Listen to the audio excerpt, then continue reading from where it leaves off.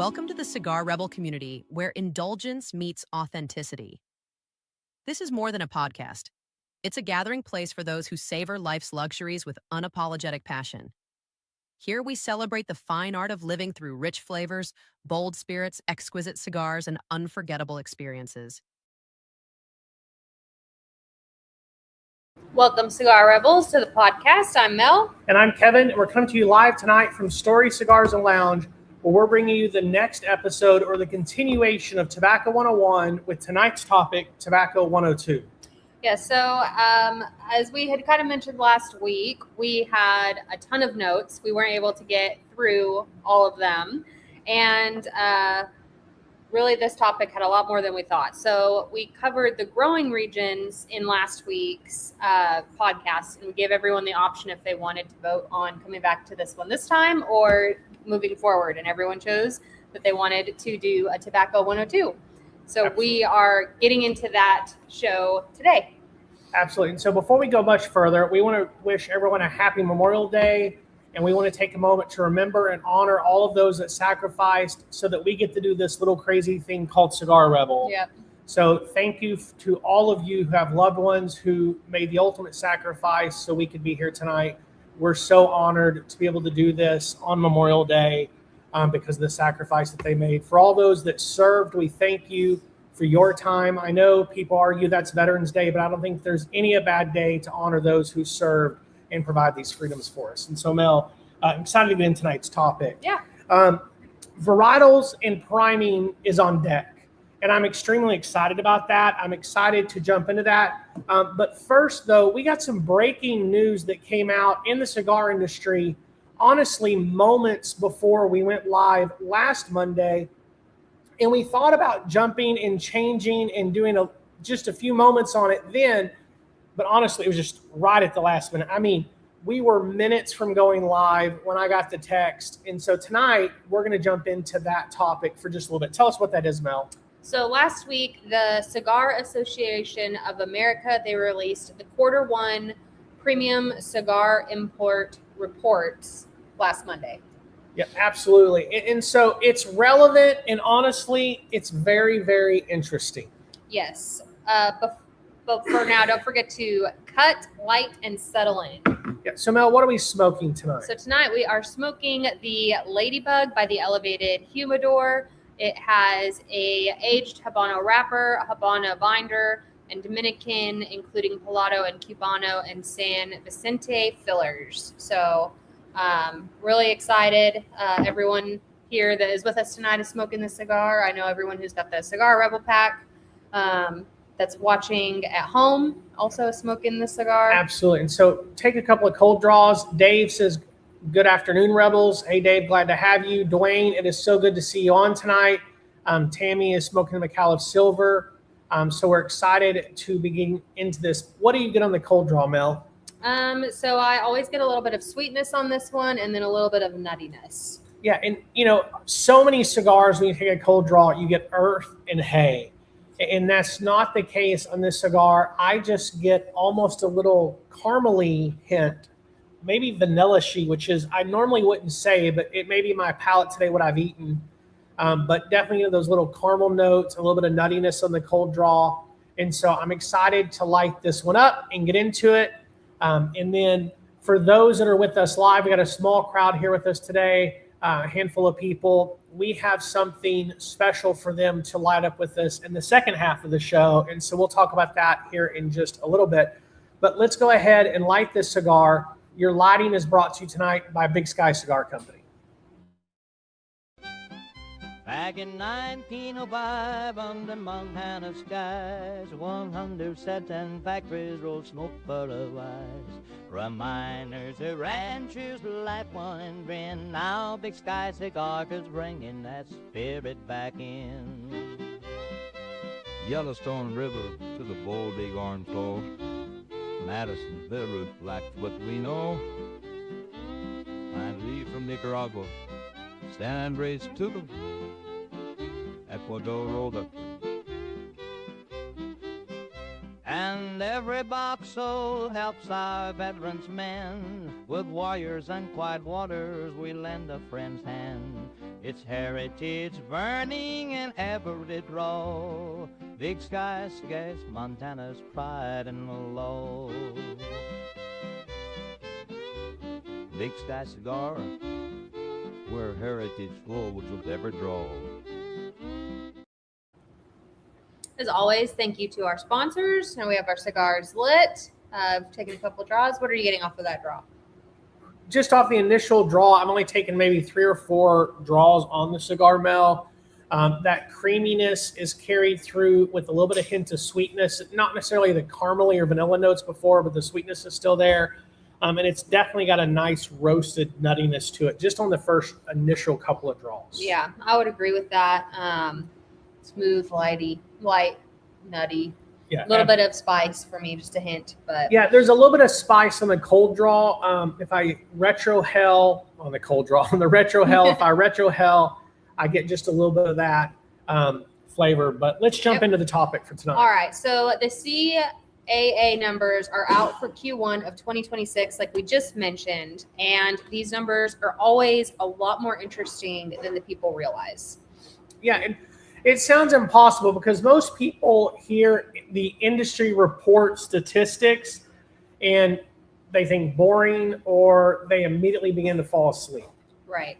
So buried inside of these numbers is a really interesting story about where the cigar industry is headed, who's winning, who is potentially struggling, and what cigar smokers are actually buying right now. So what is that biggest headline in there? Yeah, so the biggest headline, and this was shocking, Mel, especially because we just talked about it at Tobacco 101, where this country does not get the respect that it deserves. But for the first time ever, Honduras passes the Dominican Republic when it comes to import numbers, and it shocked me. Yeah, to me, it's a huge story. So we did talk about, like you said last week, that you did not feel that Honduras is getting the respect or the focus that's capable of holding. Yeah, and honestly, I have to be honest, I stand corrected because apparently they are.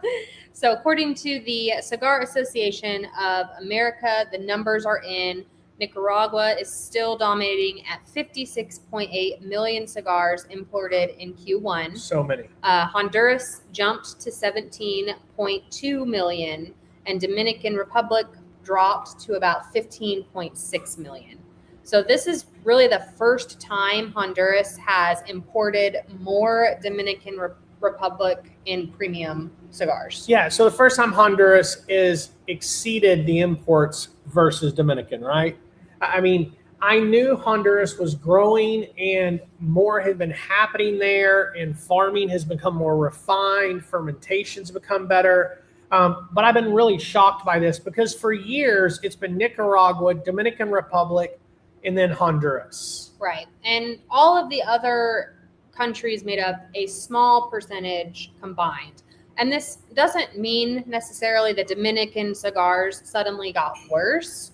Really, the bigger issue seems to be production disruption at the Tabacalera de Garcia, which has been a huge impact. Yes, and that's the really massive factory that's behind Monte Cristo, Romeo y Julieta, H. Upmann, and a ton of the other production. Yeah, a lot of Altadis's products come out of there.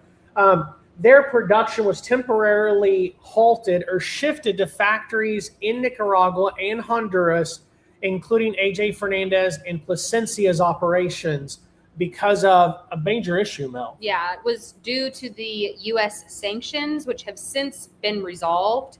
However, the relationships forged during the sanctions, they remain strong, even though Tabacalera de Garcia's production has resumed.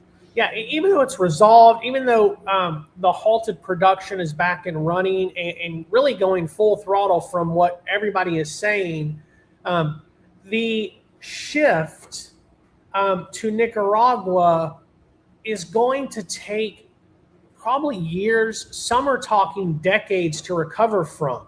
Yeah, and the Dominican might surpass Honduras again, and developments in the Dominican to support the industry. Yeah, absolutely. And really, it's time will tell where the industry is going. If Dominican will come back into second place or if Honduras will remain there. there's a lot of movement happening and developments in Dominican to support the industry. There's a lot of things happening right now. Right. And a few interesting ones of those include the Drew Dominicana, a new factory developed by Drew Estates. Yeah, which shocked everybody when they announced that. Yeah. And then also you really see the 2025 expansion of the Davidoff factory and their production operations there. And then more recently, Pro Cigar, which is kind of the organization that oversees quality and manufacturing in the Dominican Republic.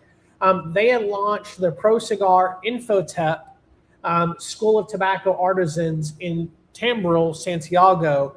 And so this is a pretty cool academy, if you want to call it that. Yes, I think that's a great word. The specialized academy, it was established to train the fresh wave of master rollers and blenders to fulfill the rising labor demands of all these expanding factories. Yeah, we talked about last week when Dwayne asked why we can smoke one cigar and then smoke it again later, or even from the same box, they be a little different. It's rare that they're completely different, although things that you eat that day, your mood can impact it.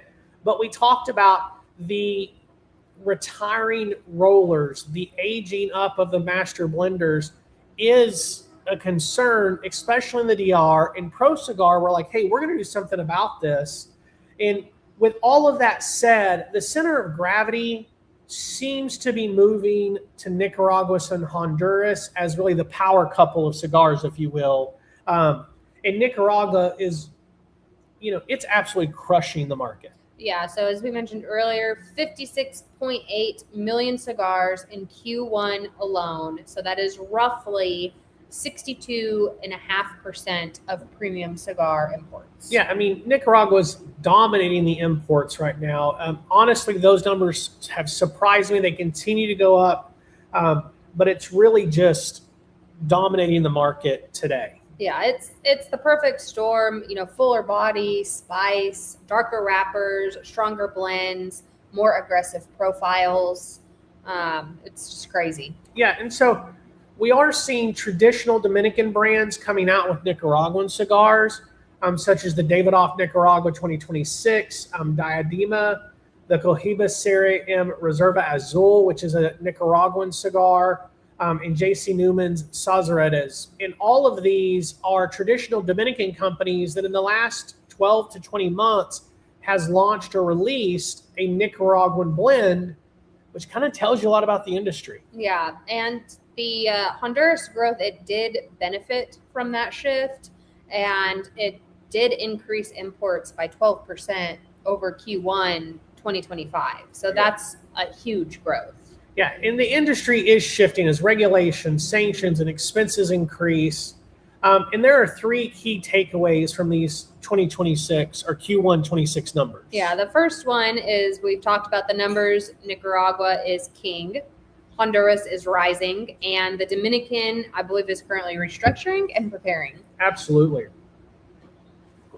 To me, this is kind of one of those beautiful things that really makes cigars beautiful and fascinating, because underneath all of the branding, all of the bands, and all of the hype, there's really so much more.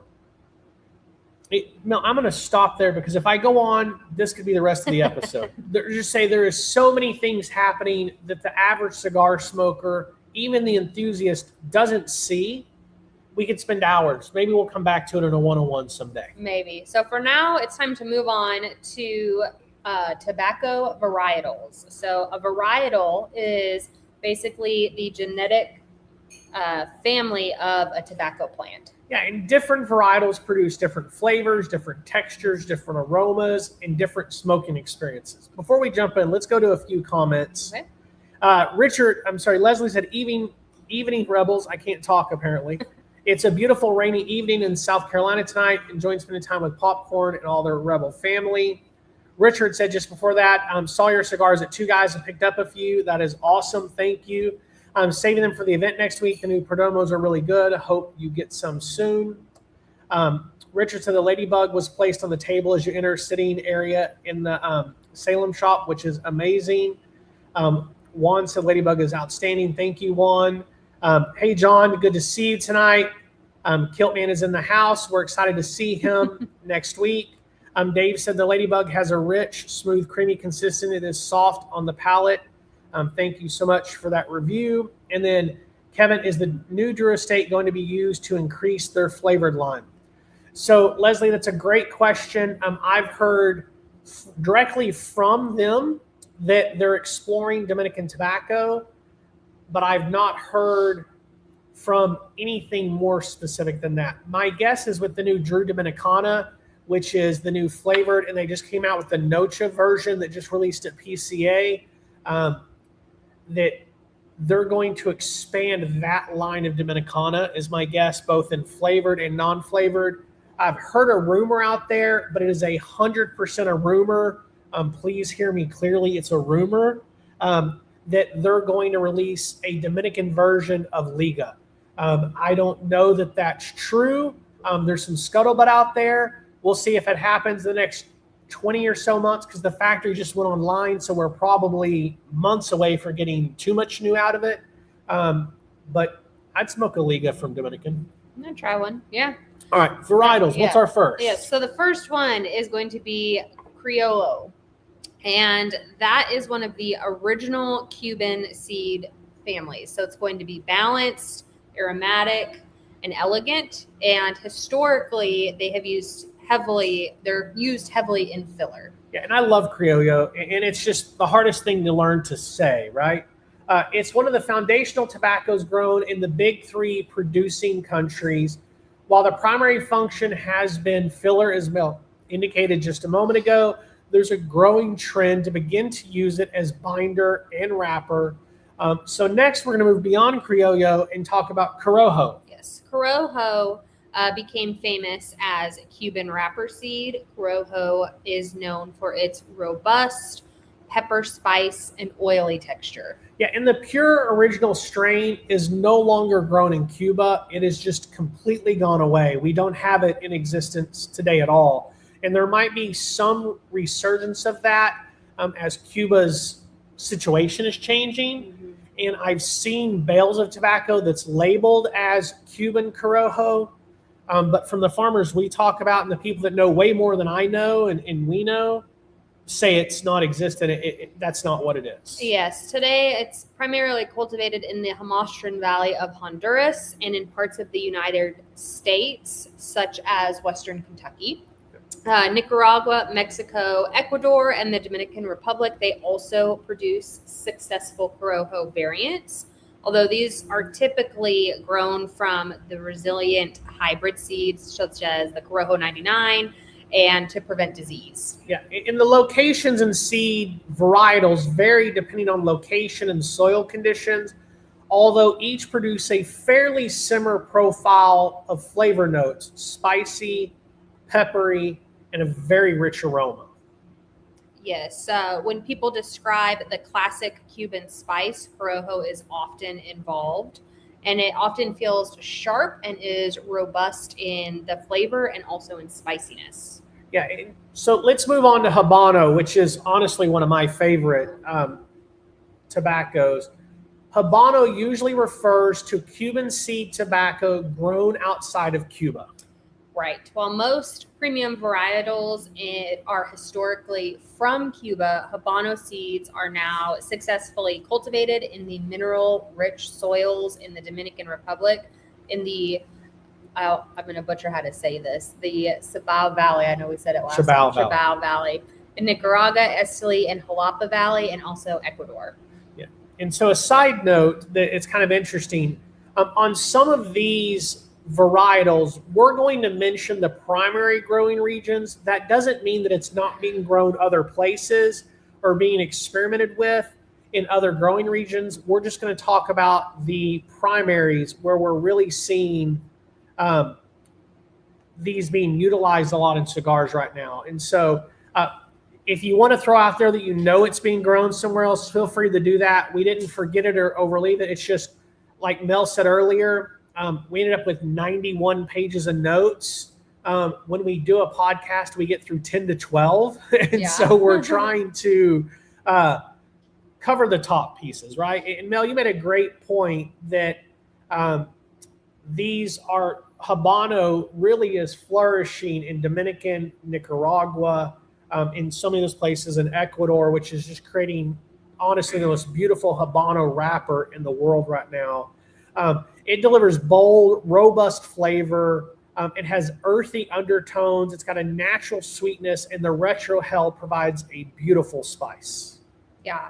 So let's talk about another varietal of Habano and talk about Habano 2000. Yeah, so Habano 2000 was developed partly for disease resistance. It is a true hybrid revolution. Habano 2000 is popular, resilient tobacco that originally developed in Cuba in the 1990s as the disease-resistant alternative to the Corojo variety. As we mentioned earlier, that Corojo can have disease problems. Yeah, absolutely. It's prized for versatility, producing premium cigar wrappers when shaded and rich binders and fillers when grown in full sun. Habano 2000, Mel, it really offers this rich, spicy profile with very distinct notes. You often get cocoa, coffee, black pepper, and little hints of leather throughout. Right. And when it's grown under the shade, the leaves are smooth and elastic and oily. It's beautiful. Yes, it's very beautiful. Sun grown is going to leave that thicker and stronger texture to it, and it's going to be very velvety in nature. So yeah, Alex just said it's the Swiss Army knife of the tobacco world. I agree. Kiltman is calling out Alex, and Alex calling him out. Sorry, I cut you off. No, you're good. I was just going to say that it has a thick physical structure and slow, even burn, and it has dense smoke. Yeah, absolutely. We're smoking a Habano cigar here. The Ladybug has both a Habano wrapper and a binder, and I love it. Yeah, it's spectacular. The tobacco farming and cigar industry constantly adapts. Tobacco plants are fragile, so it has to adapt. It has to change in order to continue to see these varietals and these seeds growing under what we know is pretty harsh conditions. As Dwayne mentioned last week about this region gets tropical storms, hurricanes, volcanoes. And so there's these different adaptations to make sure that these tobaccos survive. So Mel, next, let's talk about Connecticut, both shade and broadleaf. And we covered both of them a little bit last week in Tobacco 101 when talking about the U.S. growing region, because it's kind of in the U.S. growing region is kind of defined by Connecticut tobacco. But why don't we go ahead and highlight them again here for just a moment? Yeah, so that's a great idea. Shade grown under cloth to reduce light. And then the tobacco is used mostly for wrapper leaf, and the shade cloth reduces sunlight, producing the thinner and very silky leaves. Yeah, it's definitely silky. I love looking at it and holding it up. You can almost see through it. It's really why this Connecticut shade wrapper feels smooth and creamy and mild. It feels elegant to the touch, but then also on the smoke. Right. It has a creamy profile and milder combustion as well to it. Absolutely. So next we're going to talk about the Connecticut broadleaf. This is thick, oily, naturally sweet tobacco that is grown in the direct sun. So it has dark fermentation characteristics, thicker leaves, darker and deeper colors, higher concentration of oils, and that natural tanginess that people really either they love or they hate. Those Connecticut broadleafs. Yeah, it is. People either love Connecticut or broadleaf, or they really despise it and don't like it. Broadleaf feels thick. It sometimes feels rugged or chunky. I smoked a boxed press Connecticut broadleaf. The Elevated Humidor produced limited edition earlier this year, and it really had that chunkiness, that texture to it that just felt rugged. It's really the perfect winter or cold weather tobacco. It has those classic cold weather or winter flavor notes, bitter sweetness, richness, espresso, and what I'd like to call dark earth, or sometimes people would refer to as kind of a loamy type of taste due to loamy dirt. And just throw up there, Alex said the Habano Verado is robust, hardy, and versatile. It's one of the most forgiving of the dark tobaccos, but once it goes bad, there's no turning back. That is true. It can turn and cause you issues. So Mel, let's move to the next varietal, which is another one of my favorites, Cameroon. Yes, I enjoy a good Cameroon, and I find Cameroon wrappers to be very fascinating. It's very thin leaf, a very toothy texture, has some sweet spice, and it's very delicate, but also very flavorful. It has a very distinct aroma profile. And the interesting thing here is that Cameroon tobacco seed originated from Sumatra. Yeah, it really is Sumatran seed that's grown in the Cameroon region. And now that seed has been taken and it's being grown in other regions. The tobacco is typically a medium brown, almost a slight reddish to it. It's thin, it's toothy, it's delicate. It has these nice flavor notes. It's kind of a sweet cedar or woodiness. There's sometimes this cinnamon or nutmeg or baking spice depending on the priming.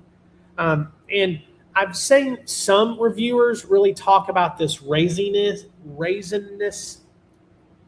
Let's just call it raisin sweetness. I can't spit out the word. And almost this orange peel type of zest or floral spice. And I could agree with that. The Perdomo Cameroon that they had a while back definitely had that orange peel zest to it. Really enjoyed that. Rocky Patel had a Cameroon for a while. Yeah. It may still does, but that really has that spiciness to it. Yes, it's very aromatic, oily, and it has a very dense flavor complexity. But it really didn't start that way. The tobacco took seasons, some generations, or maybe even many vintages of crops to really adapt into premium tobacco for cigars.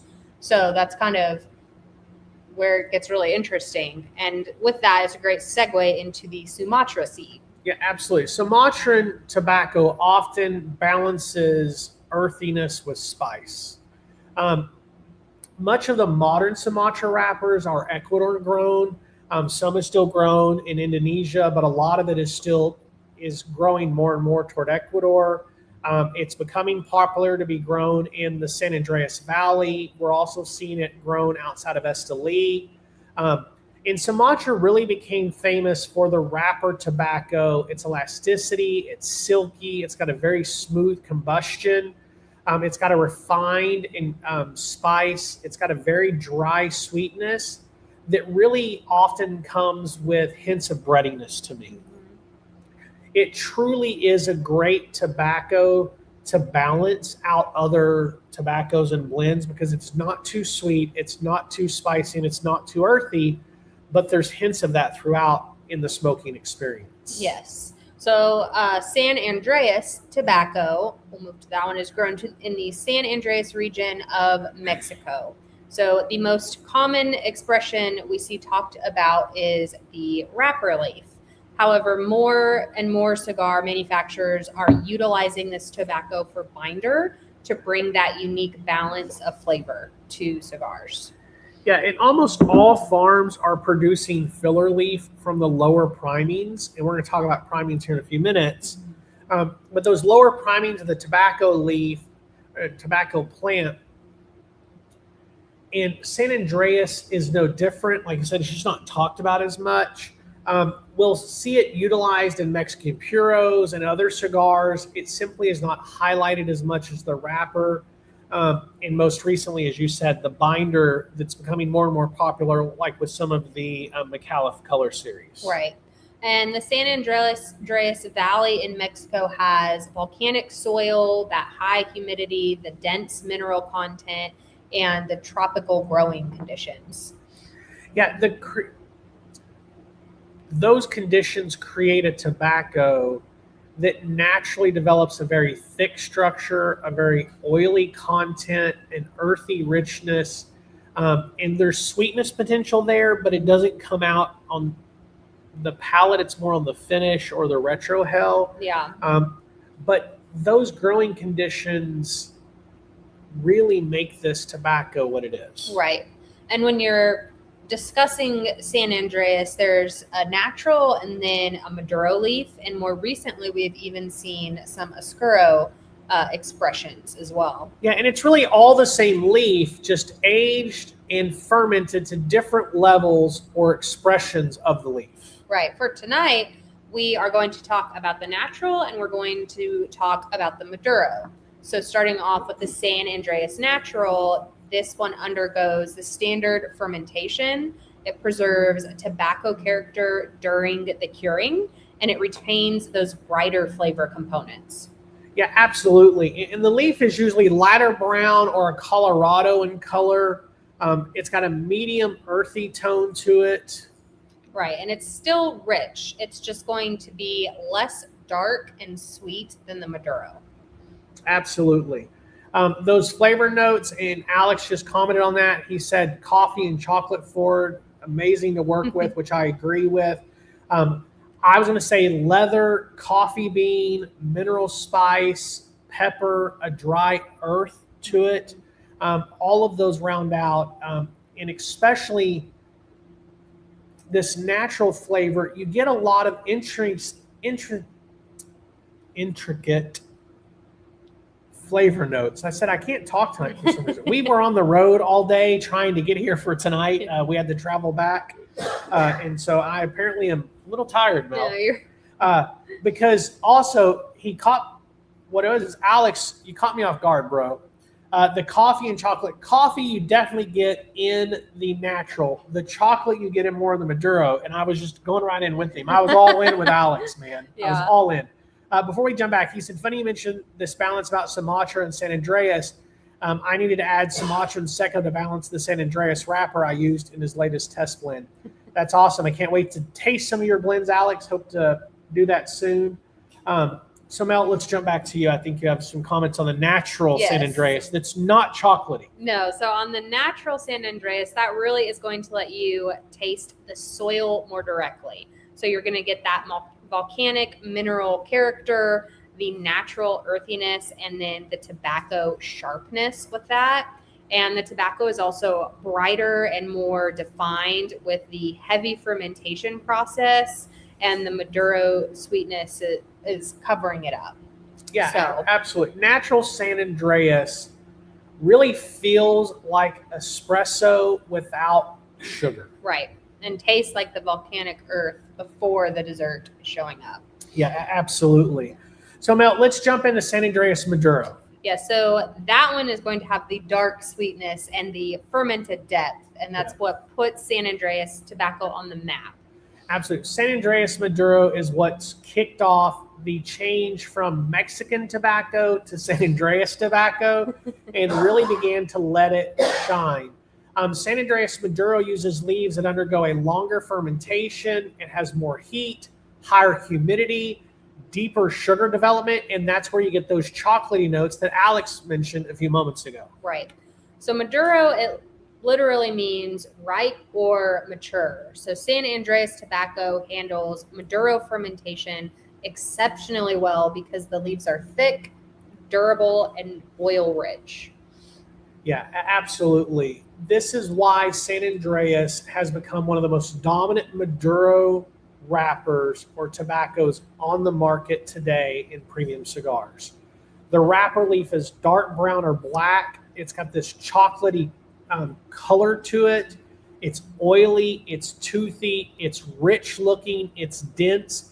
It looks delicious before you ever cut it or light it. Yeah, so when it comes to flavor notes and profile, the San Andreas Maduro really shines. It's going to have that dark chocolate, molasses, espresso, black pepper, a sweeter earth, bright leather, and that raisin sweetness that you were mentioning earlier. Yeah, I mean, and depending on the curing and the second fermentation or aging process, you can sometimes get this barbecue richness on San Andreas, almost that char or bark like on a smoked meat.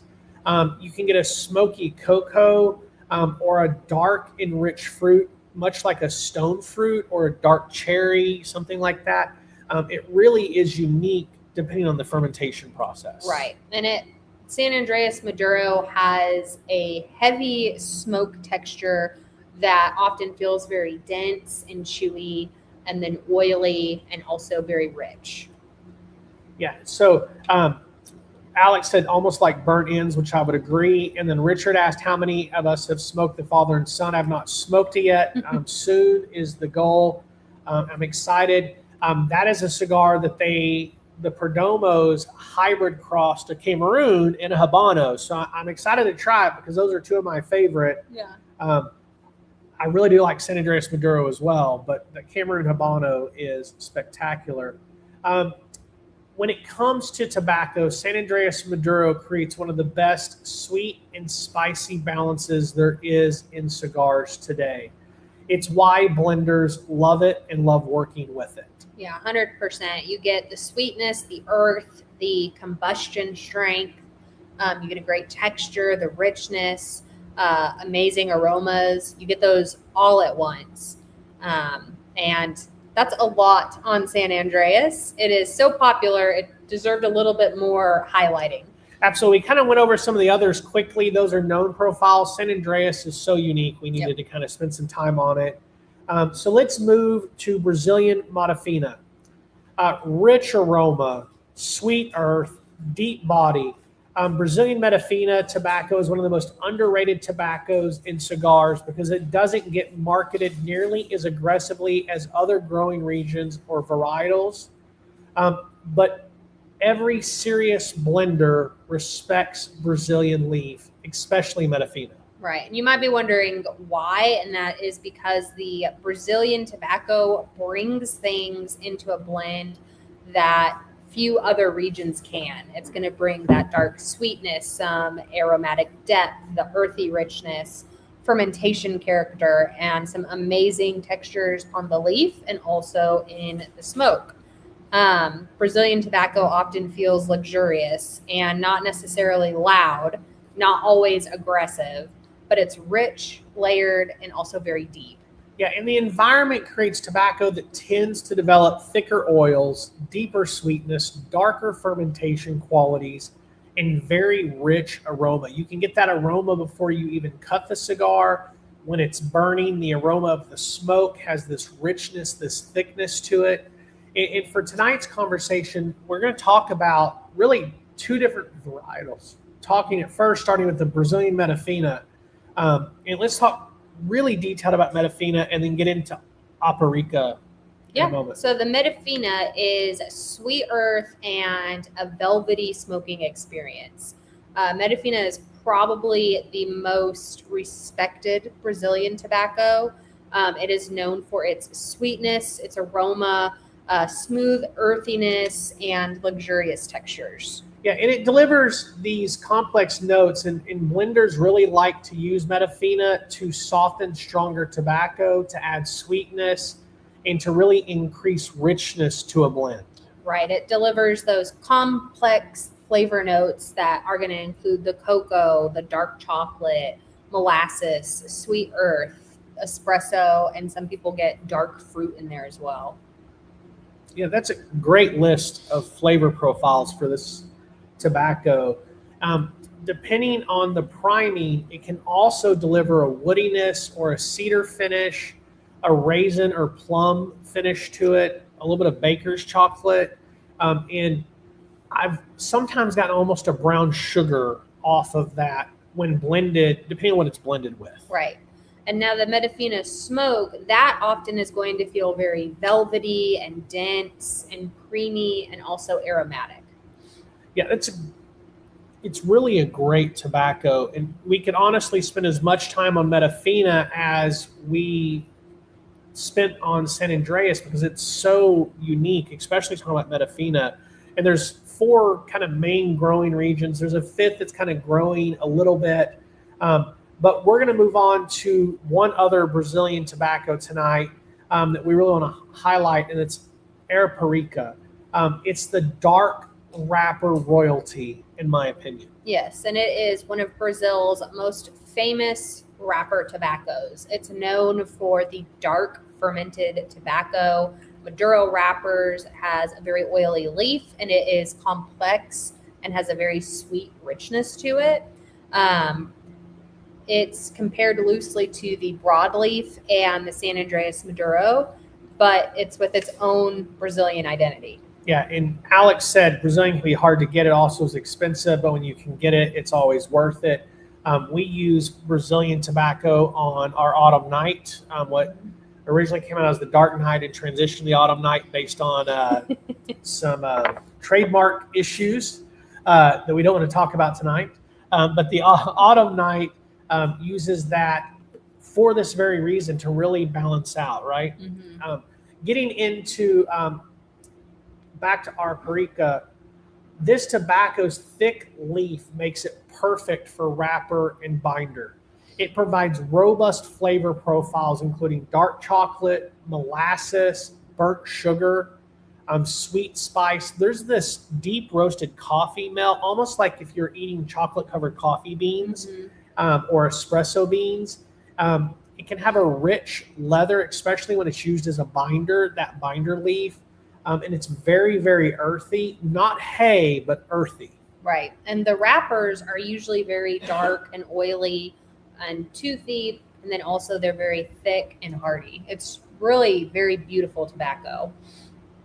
It is. It's just this gorgeous tobacco. But like Metafina, the smoke is dense and very, very chewy. Smoking it, there's a cigar by Terra Nova. It's Terra Nova, right? That makes they make a dark fire cured and they make the Araparica. And that is just so chewy. That smoke just fills your mouth. It's just, you want to chew it. It's almost like you're taking a drink, like a sip of soup. It's just so chewy on that. It's really, really good. Right. And it tastes like someone fermented those cocoa beans inside of a humidor with a lot of other fabulous aging tobacco. Yeah, it's really broadleaf's Brazilian cousin, to be honest. So let's do a couple comments, quick, Mel. Alex said our Perica is the unicorn of tobaccos in his opinion. Versatile, sweet, Mexican chocolate, almost a mushroom flavor, thick smoke. Said it's amazing and he's in love with it. Rich had asked, it might have been mentioned earlier, but we could break down the varietals used in Ladybug. I'm going to come back over here just for a second and pop up that graphic just so everybody can see it. For those of you watching with us live or on the replay, we used a 4-year aged Habano wrapper that goes through 2 fermentations as a part of that aging process. And then it has a 2-year aged Habano binder.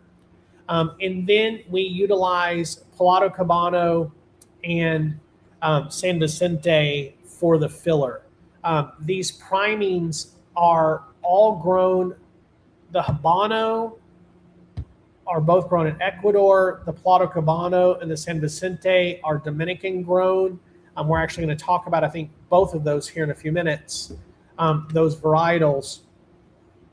And it is one of those things that we use a Seco and a Ligero leaf from both. And so it's actually kind of a 4-blend filler along with that binder and filler. This was Mel's project. For those of you that didn't know, she spent quite a bit of time, 18 months, I think, Mel. It was about 18 months, yeah. Blending the cigar. This was a passion project for her. Why did you want it in the Petite Corona? Tell that story quick. Because at the time, I could smoke a Petite Corona in the time that you could smoke like a Toro or a Gordo or Churchill. Anything bigger than a Robusto. And I wanted to be able to have a cigar with you that was the same pace so we could end at the same time. That's not the case anymore. She often smokes faster than I do at times, and I'm always laughing about that when it happens. And so, Mel, what's next? So next we have more to come after the break, because we are going to continue on the discussion and of the varietals and then wrap up with the primings. And during the break, we're going to pass out something very unique that very few people get to smoke to those live with us here tonight. One of the benefits of being with us live. Yep. We'll be back after the break. fell in love with cigars not because of the flavors or smoking experience or perceived status, but because it allows barriers to fall between other humans and build deeper connections. For that reason, we've been super intentional to curate a space where people can find community and enjoyment with others, and cigars just happen to be the way we're doing it. For that reason, we are thrilled to be the one and only cigar retail store and lounge in downtown Lufkin. A good story is one of the most powerful tools used to connect with another human. Sharing stories fades out differences and highlights similarities found in the details, or with the storyteller. Over the years, we have seen some of the best stories told over cigars, and thus, new friendships are made, passions shared, encouragement given, and so much more. The impact storytelling has on the human connection is why we've decided to name our store and lounge Stories. Because behind every good cigar and conversation is an even better story. As always, thank you to our sponsors. So during the break, we handed out to everyone here that is here with our audience today. It is extremely rare, the Candela Ladybug. So this is going to be the same makeup as the other Ladybug, but it is wrapped in a Candela wrapper instead of the Habano. Sometimes I will get the itch to wrap these in a Candela. It happens very rare. These are about 1.5 years old at this point. And so it's whenever I feel like it, and which is not often. Yeah, so it's when Mel gets an itch for a Candela Ladybug. And so everybody here with us tonight got this. We're all about to light this up. It is the Ladybug, as Mel said, same binders, same fillers, different wrapper. It's gorgeous. It adds a little bit of that sweetness and almost a mint to it on the cold draw. And so I'm excited to light this up here and start smoking this. Yep. Before we jump back into tonight's topic, Alex, the Ladybug is an amazing cigar. He could smoke one every day.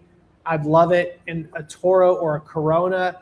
We have talked about that, but right now we're focusing on quality for the same ones. Leslie Aston had smoked my father-in-law Lil Tad. I have not, but on my agenda this coming week. He said, sorry for commenting so much. He's obsessed with tobacco, and that is just fine. We love the robust conversation. Everybody feel free to jump in when that's happening. But Mel, before we get back to the topic, let's go ahead and talk about the upcoming shows, because we have some great shows on deck. We do. Starting with next week, we're going to be live with an industry conversation. We're going to be live with Oliver Naveau at United Cigars. We're going to be recording at the Red Anchor in Nashua, New Hampshire. We're super excited to be there with Oliver, and we're going to be smoking the Gold Star. That's the cigar we got to smoke with United, right? Right, yeah.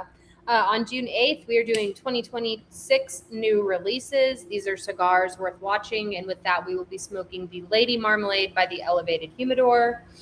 And for those, that cigar is not being released until late July. Yep. But for those of y'all that are with us live here in house here at Stories, we will have them for sale and able to be able to smoke here that night. Yep, just that night.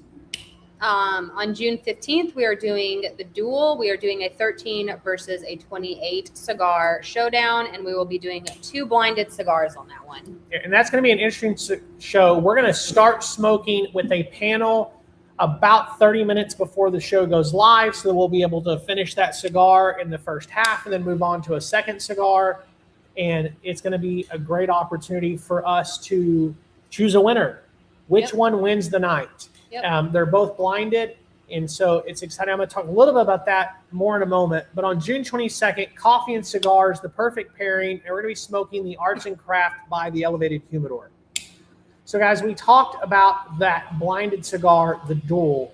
That duel is coming up. 6 different panelists, Leslie and Dwayne Korn, are going to be with us virtually. We're going to have 4 panelists here live with us, and we're going to be smoking those cigars and coming to a final, what's the score for both, what's the flavor notes for both, and which one wins out in those contexts.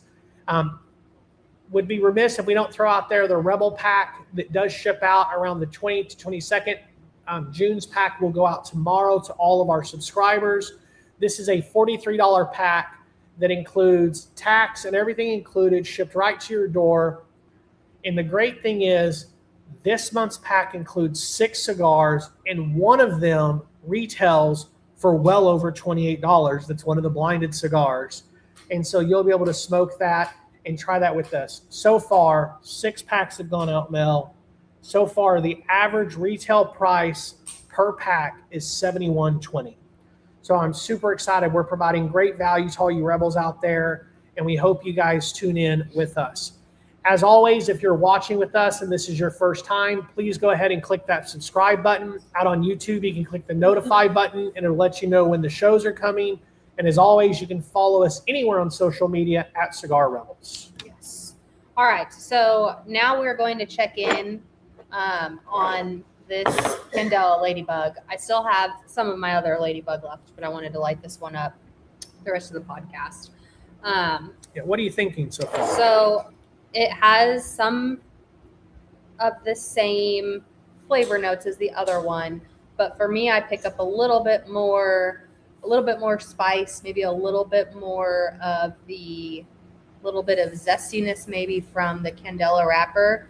I will say this is the oldest Candela Ladybug I've ever smoked, because normally I've only done 2 different batches of ever wrapping them. Yeah. And they usually go so quick and I smoke them so quick they don't stay in my humidor, but these ones I specifically aged for this amount of time. So it's kind of almost a little bit of a new experience from when I fresh rolled them. One of the most interesting things is the smoke production is a lot more on this than the normal Ladybug. This aged Candela, it's 3 years aged before we used it. Yep. It's been aged an additional 18 months. That nuttiness is there, but I almost get like a mint ice cream. It's creamy and it's minty. I got several nods here in the audience that are smoking it live with that comment, so I think I might be on point. We'll see. But Mel, let's turn our attention to the Dominican Republic and jump back into the topic. One of the biggest growing regions, even though Q1's imports don't show it. Right. So the Dominican is unique, as many of the varietals are going to be based on preservation and the evolution of the Cuban tobacco seed. It's hybridized, stabilized, and adapted to the growing region. So with that, I was laughing at his comment. Then we should call it the caterpillar. We had someone ask if this was going to be a normal coming into production, and I was very firm in saying it is not. It is definitely not. So what is Olor? Yeah. Olor Dominicana, or Dominicano, is one of the oldest and most traditional Dominican tobaccos grown. This varietal became famous because it thrives in Dominican climate, humid conditions, lower elevated valleys or elevation valleys, and unlike some Cuban seed strains, Olor adapts beautifully to the Dominican Republic naturally without a lot of effort. Mm-hmm. Right. I'm sorry, go ahead. Go ahead. Now I can't talk. I'm so excited about this cigar. You're so excited about the cigar. Olor tobacco. Yes, it tends to grow efficiently, produce thinner leaves, ferment cleanly, and burn evenly. So it became the foundational for the classic Dominican blending. Yeah, it brings a complexity of flavor depending on the priming and aging process. It has cedar, hay, floral notes, a creaminess, a soft spice, and often has a finish of toasted nuts. Right.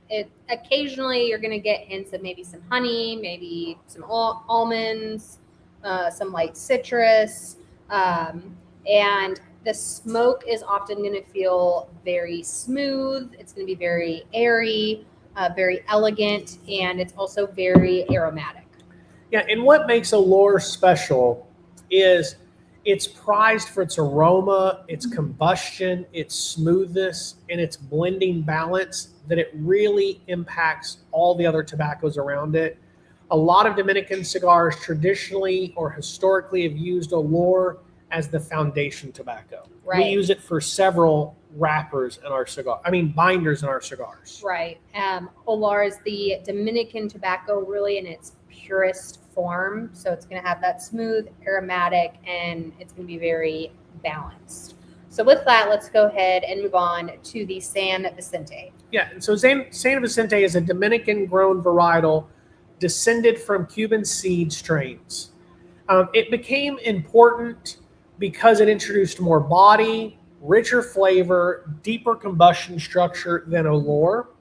And San Vicente helped Dominican cigars evolve beyond purely mild profiles. It brought the strength. Right. And some of the common flavor notes are going to include earth and spice, some coffee, leather, toasted wood. The different primings provide hints of cocoa, mineral sharpness, and nutmeg. Yeah, Krista says she's really liking the Candela Ladybug. She was thinking more of the Bumblebee for the name. And she said, you need to rethink making this available, Mel. I agree. Alex said he agreed, I think, talking about San Vicente. That smoke often feels fuller, it's denser, it's more textured than Olor. It comes with a much higher nicotine profile and is often considered more of a medium to medium full when it comes to strength because of that tobacco's nicotine oils and oil contents. Yeah, and San Vicente gives Dominican blends the backbone, the structure, and the body without losing that Dominican elegance. This tobacco is often the bridge between the aroma and the strength. Yeah, and Piloto Cabano is what we're going to talk about next. So let's jump right into that. It's hard to talk Dominican without talking Piloto Cabano. It is one of the most important Dominican varietals ever. This Cuban seed tobacco successfully adapted to Dominican soil beautifully. Right. Specifically, stronger Cuban-style tobacco grown in the Republic. Piloto Cubano became revolutionary because it proved that the Dominican cigars, they could be powerful, they could be spicy, they could be rich, and it's not just smooth and mild. Piloto Cabano tends to grow thicker leaves, Mel. It develops stronger oils. It produces much richer combustion, and it just burns very, very well and very consistently. Yeah, the robust and the bold flavor notes deliver a really rich, earthy base that's accented by distinct notes really of pepper, mild earthiness, coffee, nuts, some cinnamon, again, that dark fruit, and there's going to be some hints of light vanilla. Yeah, and the smoke and aroma provide this robust, aromatic, creamy experience. And so let's move on to one of our last varietals for tonight, Pelo de Oro. Yes, Pelo de Oro is Spanish for golden hair. It's rare and historically significant Cuban heirloom seed tobacco known for its very striking blonde coloring, intense potency, and the exceptional sweetness. It is really prized for its complex flavor profile and remains very highly sought after by seasoned cigar enthusiasts. Yeah, this legendary Cuban origin tobacco is known for incredible flavor, this intense sweetness, and this amazing aromatic intensity. However, Mel, it is historically very vulnerable to blue mold, to crop disease, to instability. Because of this, many growers have abandoned it and just completely quit trying to grow Pelo de Oro. But some cigar makers continue to experimenting with it. Some farmers wouldn't give up, and the flavor is extraordinary. Yeah, I mean, it's why we grow it and we use it in some of our cigars. Absolutely. It's a highlight tobacco in the Velvet series, grown on our farm and then rolled into that series, and it just is an amazing tobacco. It has high complex flavors, blending rich earth, black pepper, and toasted bread. Right, and it has some more pronounced notes of dark chocolate, some cinnamon breadiness to it, caramel, and stone fruit. Yeah, and it just delivers this very powerful and highly concentrated nicotine profile. It's also very pungent, and aromatic with hints of honey and wood and rustic barnyard, or almost this wet earth type of finish to it. Yeah, so final thoughts on the Palo de Oro. It's a unique pale blonde golden leaves that have excellent uniformity and make it shine very beautifully. The leaves are very remarkably fine, allowing that tobacco to be used interchangeably as a cigar wrapper, binder, or a filler. And the seed is also incredibly fragile, so it possesses a very low resistance to agricultural diseases, like you'd mentioned, like the blue mold and black shank. Yeah, and as we talk about varietals, there are so many more varietals out there that we can spend time on. There's Viso Dolce, there's King Nicaraguan, these different ones that are these unique, but they're not as common, and you're seeing them around. Lady Marmalade has some unique ones that we'll talk about here when we smoke that on the show in a few weeks. But we really wanted to kind of just highlight these major varietals. And so we want to kind of transition for a few minutes. We're already pretty long at an hour, but we definitely want to hit Prmings and get through that tonight. Make sure all you rebels have opportunity to learn about that. Because really, even though we're going to spend less time, this might be the most important piece of the entire episode tonight. Right, and you don't want to get too dramatic here, but this is very important. So Prmings explain why cigars smoke differently. It refers to where the leaf grows on the tobacco plant. So the number of Prmings vary, but 6 or 8 depending on the tobacco plant and also the definitions. Yeah. So there's a lot of conversation around, is it all Seco? Is it all Viso? Is there Seco and Viso? It depends on who you talk to, who the farmer is. So we're going to kind of go with 8 tonight. Yeah. Right? Yep. So the first priming is going to be closest to the ground, and the 8th is near the top. Yep, absolutely. Sorry, I was looking at comments. Yep. No, you're good. I saw that one. Richard said, "Is Lady Marmalade be available at 2 Guys?" It is our hope that it's at 2 Guys. I can't speak for those guys, but when it releases, we would love for them to have it. We're hoping as they continue growing with our cigars that we will be there. Talking about primings, the higher priming, the stronger the tobacco. Premium cigar tobacco is harvested by primings. Workers always harvest from the bottom of the plant up, taking 2 to 3 leaves at a time. When tobacco leaves are primed, the individual leaves are pulled off the stalk as they ripen instead of all at once. This allows each next priming to get more of the nutrients and more growth time. Right. The lowest level of the priming, known as sand leaf or libre de pie, is often discarded. Not used at all. Yes. So a few days go by between priming harvests, and that allows the plant to mature further. And every section of the plant produces different tobacco. So Velato leaves are the lowest leaves used. They're mild, thin, and it burn extremely well. Used primarily as a structural basis of a cigar and aid combustion when they're used. Right. Seco is going to be the lower middle. That's slightly higher on the plant. These leaves offer more aroma and flavor than Velato, but remain still relatively mild. Seco burns really well and is responsible for much of that enjoyable aroma that contributes to the cigar smoking experience. Yeah, next we get to Viso, which is the next priming up. It's the upper middle, if you want to call it that, the middle layers.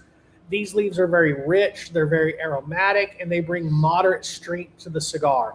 They tend to be more medium in strength, and the flavor they produce is the most complex of all leaves. And one thing to know is most wrapper leaf is Viso. It often comes when you're pulling the Viso primings, you're sorting it into what is going to be wrapper or what is going to be binder based on the quality of the leaf. Only the best leaf becomes wrapper leaf. Right. Ligero is going to be at the top. This is the highest tier of leaves, excluding the very top of the stalk. This has very strong flavor. This is where nicotine is sent after it's produced by the plant's roots. Because it is at the top, it also gets the most direct sunlight. So that turns to protect the lower leaves from the sunlight and makes the Ligero hardier. It also has more time on the plant than the other leaves. So they absorb the most sunlight. They are dark, thick, oily, and packed with the nicotine and also that bold flavor. Ligero has a very low combustion rate and burns very slowly. That provides structure and strength to the cigar. Yeah, and we talked earlier about the Autumn Night having that Brazilian Metafina. It's a triple Ligero cigar. In the first blend year we did it, we struggled a little bit with burn issues, keeping it lit. So we actually had to go in and add some Seco the next year, just one leaf to help keep that combustion going, because last year's burned exceptionally well with no real complaints on the burn issue. And that's why those primings matter, Mel, and understanding how each of those leaves operate. Talk just very briefly about the very top of the tobacco plant. There's both the Corona and the Medio Tempo, rare and ultra thick leaves that grow only on a fraction of tobacco plants. They're intensely powerful, and they're used mostly in very special, full-bodied, limited blends. Yes, Medio Tempo and Corona leaves are not the exact same, though they both grow at the very top of the tobacco plant. Corona leaves grow just below the absolute top of the plant. The Medio Tempo leaves are even higher. So they are very rare. They are late harvest sprouting of the two small leaves that grow at the very apex of the plant. So that's going to be above the Corona / that Ligero level. Yeah, and so the Corona leaves are found on almost every mature plant. The Medio Tempo leaves are exceptionally rare, and they only sprout on about 10 to 15% of tobacco plants at all. Yeah, all of these varietals and primings are why blending is really an art, and that's because the blenders are combining the regions, the varietals, and the primings, and that's really all to create the balance, the complexity, and the consistent combustion. So Rebels, our hope tonight is that you listen to this episode and Tobacco 101, which is last week's episode, and begin to look at cigars differently, understanding the complexity that goes into that thing that you light on fire. Right. It's the passion and the care and dedication that goes into preparing the land, cultivating the seeds in the nursery, and the planting, the growing, and harvesting that really impacts everything. Then, of course, there's the curing, the fermenting, and the aging that happens. Right. Only after all of that does a blender begin to test, smell, taste, light up different leaves to begin building a blend. But it comes years after the seed has said, let's plant this tobacco. Yes. So cigars really aren't just rolled up leaves or a different type of salad, as I've seen some people quote a cigar. They really are agriculture, their chemistry, their climate, engineering, and craftsmanship. Absolutely. Alex said not to forget that each vintage is different too. That's so true. When you're growing on the farm, you're doing everything you can to keep those vintages or those growing seasons to create the same tobacco. Great farmers are really good at it. Thankfully, we work with really great farmers, or we procure tobacco from really great farmers. It's just so important. There's so much science that goes into this salad that we light on fire, Mel. So in future 101 episodes, we're going to go into curing and fermenting and aging. We're going to talk about wrapper flavors. We're going to talk about filler influence. We're talking about why cigars taste the way they taste. And we're going to talk about how blenders begin to build a blend. But for tonight, what are our final thoughts on this Ladybug, the Candela version by the Elevated Humidor, or really this Candela version by you? So I have a little bit more than what I had in the Ladybug, and it's just, again, you change the wrapper and it changes the cigar. It's so different from Yeah. the other ladybug, but still keeps some that you can, that's why you have the Candela ladybug and the ladybug, because they have such Yeah, absolutely. And so similar. the uniqueness of this is it is still very, very creamy. Mhm. It still has that nuttiness, but it's added a more smoke production, more aroma, this mintiness to it that wasn't there before. This Candela is Jade Candela. It's the same Candela used on Lady Jade, but it's where the conversation comes in. Is the wrapper 90% of the flavor or none or 50% of the flavor of cigar? And people argue all over the board. Yep. I say it's a percentage of the flavor. We don't really know, but when you change the wrapper, it definitely changes the smoke. But everything marries together differently, especially since this has been aging for a year and a half since you rolled these. Yep. No, I agree 100%. Both excellent. I don't know that I could choose one that I like better. This one is more rare and is definitely a treat. So Yeah. So that's our show for tonight. yeah, Mel. yeah. So thank you guys all for joining us today. If you enjoyed this episode, please leave us a review, share with your cigar friends, and hit us up for any topics you'd like us to cover in the future. If you're watching or listening on the replay, drop us a comment, #ReplayFam, or click that notify button so that you do not miss an episode.